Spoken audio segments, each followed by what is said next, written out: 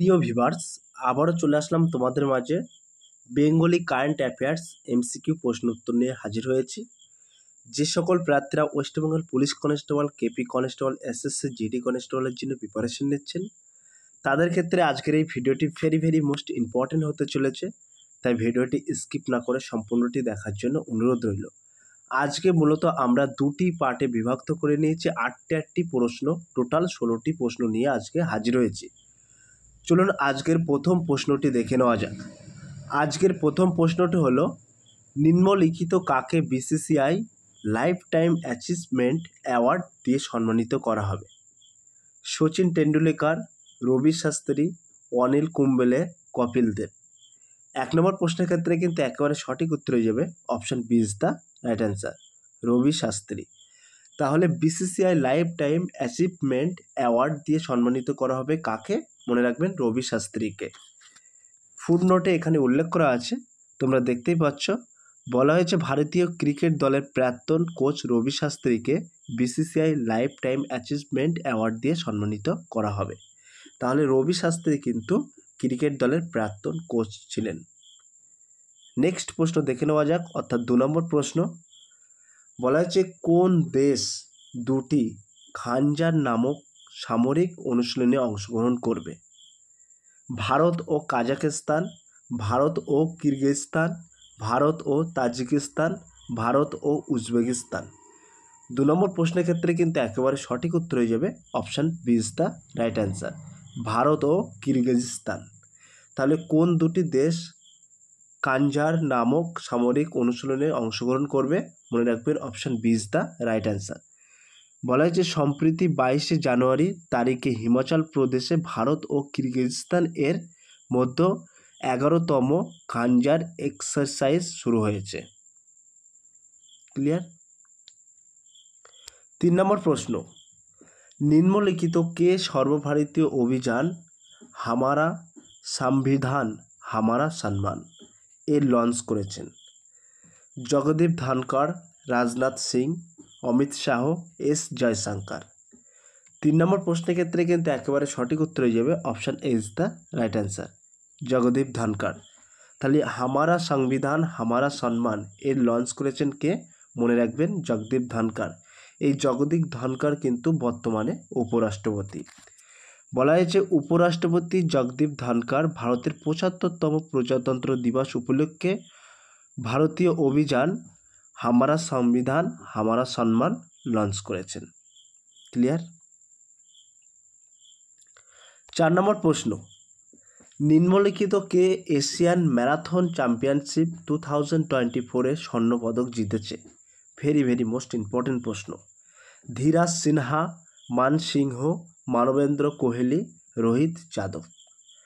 4 নম্বর প্রশ্নের ক্ষেত্রে কিন্তু একেবারে সঠিক উত্তর হয়ে যাবে option B is the right answer, Man Singh. তাহলে 2024-এ এশিয়ান ম্যারাথন চ্যাম্পিয়নশিপে কে স্বর্ণপদক জিতেছে? মনে রাখবেন মান সিংহ। বলা হয়েছে মান সিংহ দ্বিতীয় ভারতীয় যিনি গোপী থানাকাল 2017 এর পরে এশিয়ান ম্যারাথন চ্যাম্পিয়নশিপ এর স্বর্ণপদক জিতেছে।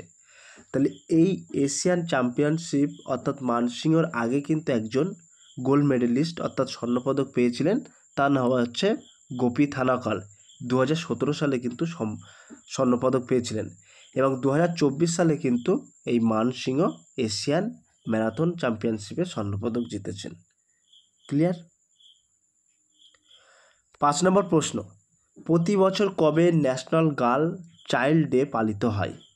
22শে জানুয়ারি, 23শে জানুয়ারি, 24শে জানুয়ারি, 25শে জানুয়ারি। 5 নম্বর প্রশ্নের ক্ষেত্রে কিন্তু একেবারে সঠিক উত্তর হয়ে যাবে option C is the right answer, 24শে জানুয়ারি। তাহলে ন্যাশনাল গার্লস চাইল্ড ডে কবে পালিত হয়? মনে রাখবেন 24শে জানুয়ারি। বলা হয়েছে 2008 সাল থেকে প্রতি বছর 24শে জানুয়ারি তারিখে ন্যাশনাল গার্ল চাইল্ড ডে পালিত হয়। তাহলে এই ন্যাশনাল গার্ল চাইল্ড ডে কবে থেকে শুরু হয়েছে? মনে রাখবেন 2008 সাল থেকে। 6 নম্বর প্রশ্ন। কোন রাজ্যের পূর্ব মুখ্যমন্ত্রী কর্পূরী ঠাকুরকে মরণোত্তর ভারতরত্ন দিয়ে সম্মানিত করা হবে? উত্তরপ্রদেশ, মধ্যপ্রদেশ, আসাম, বিহার। নম্বর প্রশ্নের ক্ষেত্রে কিন্তু একেবারে সঠিক উত্তর হয়ে যাবে option D is the right answer, Bihar. বলা হয়েছে কাপুরী ঠাকুর দুইবার বিহারের মুখ্য পদে অধিষ্ঠিত ছিলেন। তিনি 1924 সালে বিহারের সমস্তিপুর জন্মগ্রহণ করেন। এবছর তার 100তম জন্মবার্ষিকী পালিত হয়। 8 নম্বর প্রশ্ন, ন্যাশনাল এডুকেশন ডে কবে পালিত হয়? 11ই নভেম্বর, 11ই জানুয়ারি, 11ই ডিসেম্বর, 11ই জুলাই। 8 নম্বর প্রশ্নের ক্ষেত্রে কিন্তু একেবারে সঠিক উত্তরে যাবে option A is the right answer, 11ই নভেম্বর। তাহলে ন্যাশনাল এডুকেশন ডে কবে পালিত হয়? মনে রাখবেন 11ই নভেম্বর। বলা হয়েছে প্রতি বছরে 11ই নভেম্বর তারিখে ন্যাশনাল এডুকেশন ডে পালিত হয়। এটি কিন্তু ফার্স্ট 8টা কোশ্চেন হয়ে গেল। এবার সেকেন্ড শিফটে তোমরা দেখতে পাচ্ছ আবারও কিন্তু 1 নম্বরে চলে আসলো। তো 1 নম্বর প্রশ্নের ক্ষেত্রে কিন্তু 1 নম্বর প্রশ্নটা হচ্ছে কোন রাজ্যের ককবরক ডে পালিত হয়? আসাম, ত্রিপুরা, মেঘালয়, নাগাল্যান্ড। 1 নম্বর প্রশ্নের ক্ষেত্রে কিন্তু একেবারে সঠিক উত্তর হয়ে যাবে option B is the right answer, Tripura. আমরা কিন্তু 8টি করে প্রশ্ন, টোটাল 16টি প্রশ্ন নিয়ে আজকে আলোচনা করব। 8টি করে সেকশন ওয়াইজ ভাগ করেছি। একটা হচ্ছে জানুয়ারির মাসের প্রথম যে 8টি প্রশ্ন বললাম ওটা জানুয়ারি মাসের কারেন্ট অ্যাফেয়ার্স, এবং এই যে 8টি প্রশ্ন বলছে এটা ফেব্রুয়ারি মাসের কারেন্ট অ্যাফেয়ার্স। ক্লিয়ার? তো এখানে ফুটনোট তোমরা দেখতেই পাচ্ছ। তাহলে কোন রাজ্যের ককবরক ডে পালিত হয়? মনে রাখবেন ত্রিপুরা। বলা হয়েছে প্রতি বছর 19শে জানুয়ারি তারিখে ত্রিপুরা রাজ্যের ককবরক ডে পালিত হয়। তাহলে ত্রিপুরা রাজ্যে কবে কোন তারিখে ককবরক ডে পালিত হয়? মনে রাখবেন 19শে জানুয়ারি। এবং বলা হয়েছে এই দিনটি ত্রিপুরা ভাষা দিবস নামেও পরিচিত।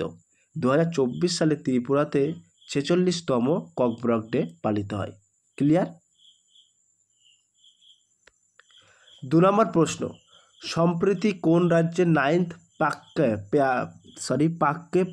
পাগা হর্নবিল ফেস্টিভ্যাল শুরু হয়েছিল?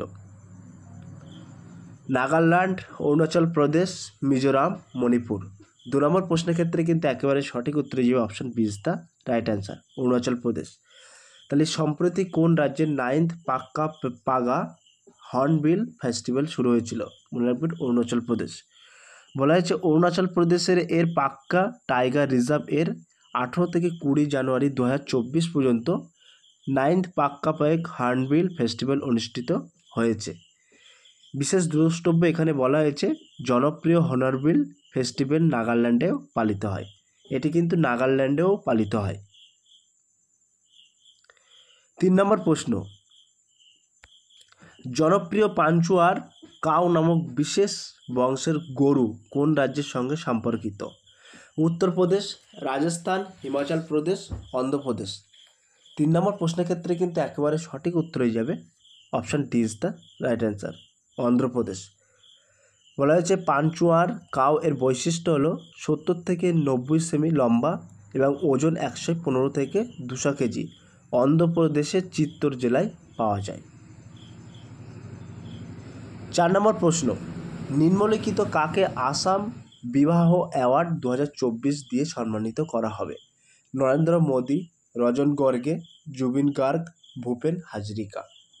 4 নম্বর প্রশ্নের ক্ষেত্রে কিন্তু সঠিক উত্তর হয়ে যাবে option B is the right answer, রজন গর্গে।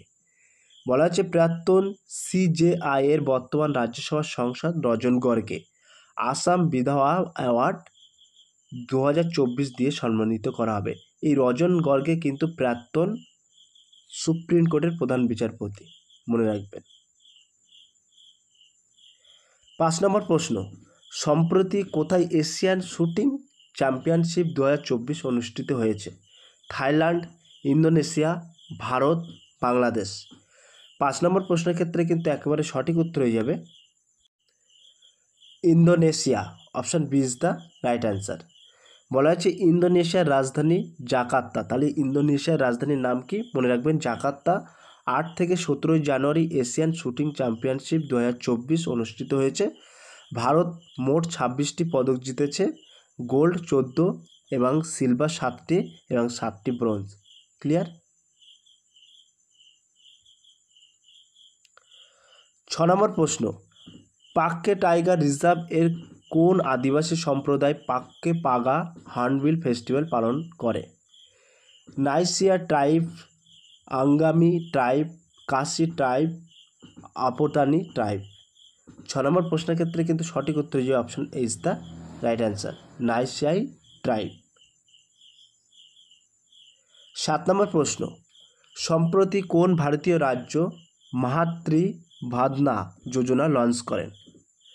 মধ্যপ্রদেশ, ছত্তিশগড়, ঝাড়খণ্ড, রাজস্থান। 7 নম্বর প্রশ্নের ক্ষেত্রে কিন্তু সঠিক উত্তর যে option B is the right answer, Chhattisgarh. বলা হচ্ছে এই প্রকল্পের অধীনে বিবাহিত নারীদের প্রতি মাসে 1000 টাকা করে ভাতা দেওয়া হবে। 8 নম্বর প্রশ্ন অর্থাৎ আজকের লাস্ট প্রশ্ন, সম্প্রতি প্রকাশিত an uncommon love the early life of Sudha and Narayana Maitra নামক পুস্তকটি কে লিখেছেন?